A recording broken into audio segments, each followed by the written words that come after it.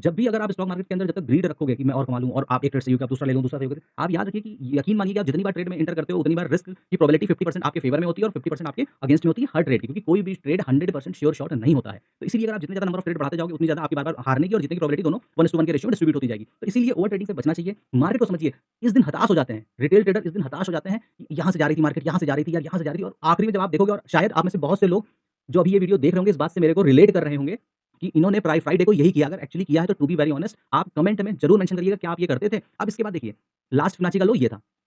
अब जाके हमने ये रख दिया। अब ये बनी कितने बजे? भाई ये 2:50 की कैंडल है और उसके बाद भी इसने क्लोजिंग कहाँ करी जाकर? 0.23 के ऊपर और फिर ये जाकर और अब यहाँ पर कुछ जब मार्केट सुबह से लेके 3 बजे तक अगर मार्केट डाउन ट्रेंड में है, तो अब आप यहाँ पर बुलिश ट्रेड ढूँढ रहे हो आखिरी की 6 कैंडल्स में, तो मतलब अभी आपको ट्रेडिंग का टी भी आपने नहीं सीखा है। ठीक है? तो सबसे बड़ी बात ये है कि क्योंकि मैंने इसके लिए बहुत मेहनत करी है। आपको ये मैं बहुत ईज़ी बता रहा हूँ।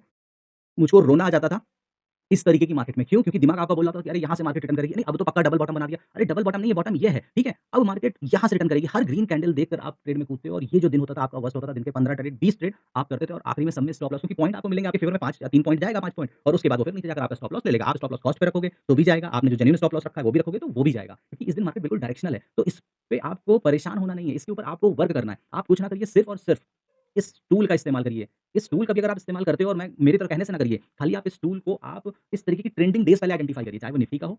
मेरा पर्सनली निफ्टी पे टेस्ट किया हुआ है, लेकिन मुझे पता है कि फिबोनाची के लेवल हर जगह पे काम करते हैं। तो उस कॉन्फिडेंस से मैं बोल रहा हूँ कि आप इसको बैंक निफ्टी पे भी करो, सेंसेक्स पे भी करो, फिर निफ्टी पे भी करो, ठीक है? आप इसको आँखें बंद करके 5 मिनट की कैंडल पर उठाकर और जो भी ऐसे ट्रेंडिंग डेज़ गए हैं और जिसमें मूविंग एवरेज इस तरीके से ट्रेंडिंग रहा है, आप देखिएगा 0.23 और 0.38 से मार्केट रेजिस्टेंस लेती है और नीचे गिरती है। ये आपको ऐसे दिनों में बार-बार ओवर ट्रेड करने से रोकेगा।